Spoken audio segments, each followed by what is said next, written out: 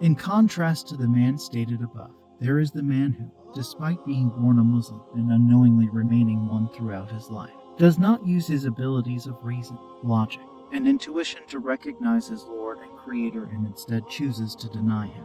Such a person loses faith in Islam's words. Kufr literally means to conceal or to cover.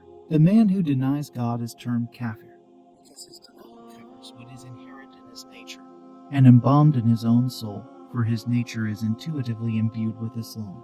Every sinew and fiber in his body works in response to that urge. Every particle of existence, whether living or dead, acts in accordance with Islam and performs the task that has been allotted to it. But this man's vision is distorted, his intellect is flawed, and he is unable to see the manifest. His own character has been hidden from him, and he thinks and behaves in complete disregard of it. Kufr's nature causes him to grow detached from reality, and he gropes in the dark.